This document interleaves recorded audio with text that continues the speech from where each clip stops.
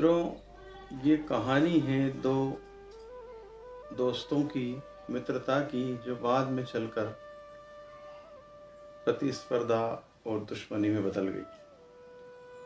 ये 70 के दशक की बात है जब हमारे सुपरस्टार बिग बी स्ट्रगल कर रहे थे और उसी समय एक हीरो पुणे फिल्म इंस्टीट्यूट से आकर के लगभग सफलता का स्वाद चख चुका था और ये थे शत्रुघ्न सिन्हा। शत्रुघ्न सिन्हा शुरुआती दौर में विलेन का रोल कर रहे थे कई फिल्मों में और वे कुछ हद तक सफल हो गए थे, लेकिन एक साथ ही रहा करते थे अमिताभ बच्चन और शत्रुघ्न सिन्हा। कई बार अमिताभ बच्चन ने बताया है कि उनके पास गाड़ी नहीं होती थी और चूँकि फिल्मों में काम करके पैसा कमाने लगे थे शत्रुघ्न सिन्हा, तो उनके पास एक फिएट कार हुआ करती थी। हालांकि वो कार पुरानी थी और उसको चाहे जब खराब हो जाती थी और शत्रुघ्न सिन्हा ड्राइविंग सीट पर बैठे रहते थे और इन लोगों से धक्का लगवाते थे। तो अमिताभ बच्चन ने याद किया है एक केबीसी के सेट पर भी कि ये भाई साहब अपनी शान में कमी नहीं होने देते थे और गाड़ी की ड्राइविंग सीट पर खुद बैठे रहा करते थे और धक्का लगवाया करते थे। तो कुछ ऐसी गाढ़ी मित्रता थी दोनों की। और इसी मित्रता के चलते 1972 में जब अमिताभ बच्चन का कुछ हो नहीं रहा था तो उन्हें बॉम्बे टू गोवा ऑफर हुई और बॉम्बे टू गोवा चलाने के लिए चूँकि शत्रुघ्न सिन्हा का नाम हो चुका था तो उन्होंने इसमें विलेन का रोल करना स्वीकार कर लिया। फिल्म बनी, फिल्म हिट हुई और अमिताभ बच्चन की पहचान धीरे धीरे बनने लगी। इसके बाद कुछ फिल्में और आई, दीवार वगैरह, जिससे अमिताभ बच्चन की रेटिंग बढ़ी। दीवार के बाद शोले भी आई और वो थोड़े थोड़े एक स्टारडम को प्राप्त कर चुके थे। और इसी बीच कालीचरण आई शत्रुघ्न सिन्हा की, वे भी बराबरी से टक्कर के साथ आगे बढ़ रहे थे। मित्रता कायम थी, लेकिन मित्रता कुछ इस बुनियाद पर थी कि थोड़ी सी एक झटके में ही ये मित्रता खत्म हो गई। 1980 को याद करें, फिल्म काला पत्थर को याद करें। इस फिल्म में शत्रुघ्न सिन्हा और अमिताभ बच्चन एक साथ थे, बराबरी से थे। दोनों ही थोड़ा सा डार्क जो रोल था वो शत्रुघ्न सिन्हा का था और अमिताभ बच्चन इसमें हीरो थे, ये साइड हीरो के रूप में थे, लेकिन बराबरी की टक्कर थी डायलॉग डिलीवरी में और एक्टिंग में। और ऐसा कई जगह पर लगा कि अमिताभ बच्चन थोड़े से कहीं पीछे दब रहे हैं शत्रुघ्न सिन्हा की एक्टिंग से।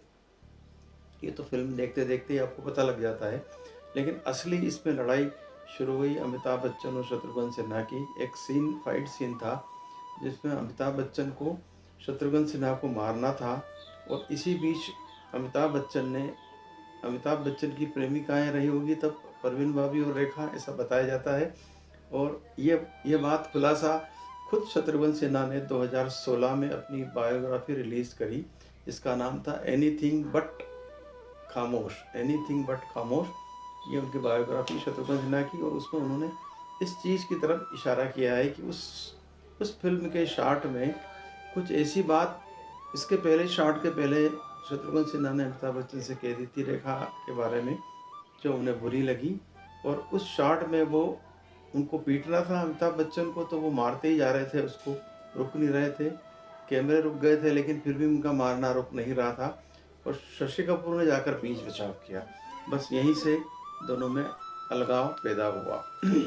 हालांकि बाद में भी फिल्में करी उन्होंने और जिन उसमें थी 1980 में आने वाली शान, राम बलराम और 1980 में आई दोस्ताना।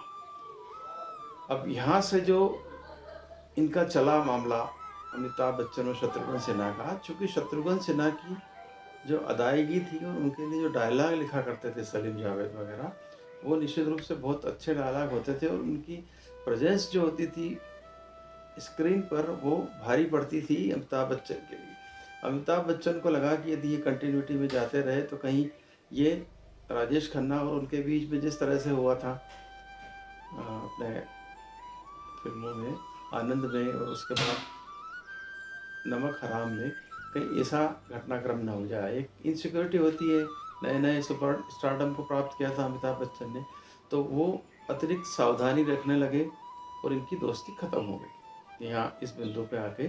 शत्रुघ्न सिन्हा ने कहा कि इन्होंने कई फ़िल्मों में उन्होंने ऐसा आरोप लगाया कि शान रमेश सिप्पी ने बनाई थी 1980 में ही।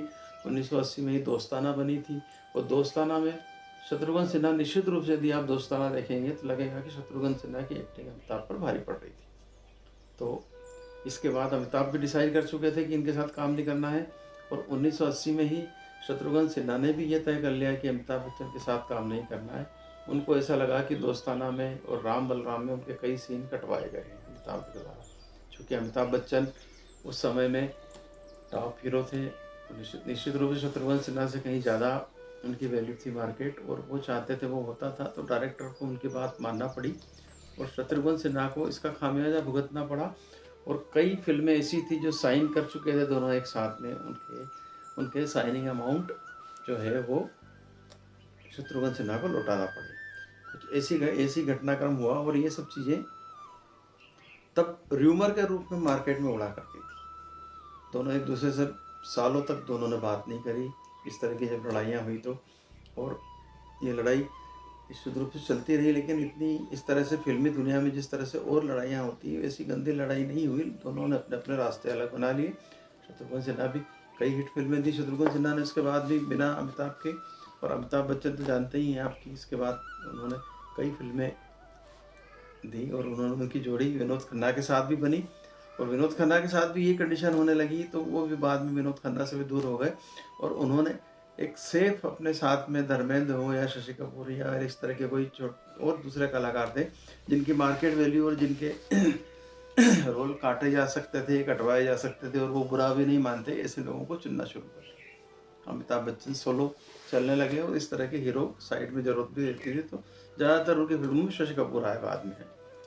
सिलसिला में भी आए, संजय कुमार भी आए सिलसिला में, त्रिशूल में संजय कुमार आए। तो इस तरह से अमिताभ बड़ा सेफ गेम खेल के आगे बढ़ने लगे और शत्रुघ्न सिन्हा ने अपना रास्ता अलग बना लिया। तो ये राइवलरी जो थी अंदर ही अंदर चल रही थी, लेकिन वाकई में इसका खुलासा खुद शत्रुघ्न सिन्हा ने अपनी बायोग्राफी में कर दिया कि ऐसा ऐसा घटनाक्रम हुआ था और इस तरह से उनकी दोस्ती टूट गई थी। निश्चित रूप से व्यवसाय अलग होता है, दोस्ती अलग होती है। जब दोस्ती में व्यवसाय आता है सामने और जब लोगों को अपने अस्तित्व का संकट खड़ा होता है तो इस तरह के घटनाक्रम जरूर होते हैं और हुए भी सही।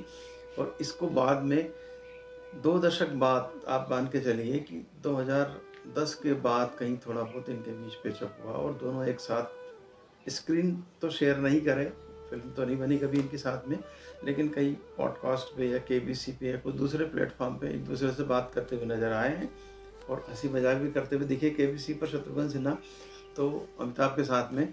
तो इस तरह की घटनाक्रम हुए थे कि दोस्ती और दोस्ताना किस तरह से टूटा था इसका, इन दोनों का, और किस तरह की प्रतिस्पर्धा रही थी इनके अंदर। इसको स्वस्थ प्रतिस्पर्धा तो नहीं कहेंगे, मारकाट तो हुई, मारकाट आमने सामने, लड़ाई में तब्दीली हुई, फाइट सीन में लड़ाई हैं, लेकिन फिर भी गनीमत ये रही कि बहुत कुछ गंदे तरीके से प्रेजेंटेशन नहीं हुआ इनकी दुश्मनी का। दोस्ती का तो जो हुआ अच्छे तरीके से हुआ ही हुआ, दुश्मनी का गंदे तरीके से प्रदर्शन नहीं हुआ। और अंततः दोनों ही वृद्ध हो चुके हैं, 80 के लगभग होने वाले हैं दोनों, तो दोनों ही ने इस दुश्मनी को वहीं ख़त्म कर दिया और दोनों पुरानी दोस्ती के दिनों को याद करते हैं जब भी कभी किसी इंटरव्यू में होते हैं। लेकिन ये इस राइवलरी को भुनाने का काम यश चोपड़ा ने किया, दोस्ताना में किया और काला पत्थर में तो खूब किया उन्होंने। काला पत्थर चली इसलिए कि उनकी बिल्कुल बुल फाइटिंग तरह उन्होंने दोनों कलाकारों को एक दूसरे के सामने रखा, बिल्कुल ऐसे ऐसे सीन रखे हैं इसके अंदर कि जहाँ बिल्कुल कट टू कट, अब आगे जाके एक दूसरे को गोली मार देंगे, लड़ेंगे, वहीं से टर्न देख करके दोनों को अलग अलग किया है। तो खूब गुत्था गुत्था हुए हैं दोनों, दोस्ती भी खूब रही है। तो ये एक अलग तरह का मिजाज था और इनकी दुश्मनी और दोस्ती दोनों के किस्से यदि आप देखेंगे और इन फिल्मों को यदि फिर से देखेंगे आप, इनको शान को, दोस्ताना को, राम बलराम को और काला पत्थर को, तो आपको लगेगा कि ये घटनाक्रम उस समय इस तरीके से हुए थे। और खुद शत्रुघ्न सिन्हा ने अपनी बायोग्राफी में लिखा है, बायोग्राफी में बहुत सारी दूसरी चीज़ें भी लिखी है। मौका लगे यदि आपको तो बायोग्राफी भी पढ़िए, एनीथिंग बट खामोश, शत्रुघ्न सिन्हा की लिखी हुई, अमेजन पे उपलब्ध है, आप मंगवा सकते हैं। आज बस इतना ही। बॉलीवुड के और किस्से आगे किसी और अंक में हम मिलेंगे, सुनेंगे। और दूसरी बात है कि यदि आपको ये कार्यक्रम पसंद आ रहा हो तो कृपया कमेंट करें, लाइक करें, शेयर करें और बताएं कि आपको और किन लोगों के बारे में जानकारी लेना है या किस तरह से और बॉलीवुड के किस्से सुनना है। थोड़ा-सा आप यदि कमेंट में लिखेंगे तो निश्चित रूप से प्रेज़ेंटर को भी कुछ राह सूझेगी नई चीज़ें बनाने की। आज बस इतना ही। नमस्कार, रविशंकर चौबे।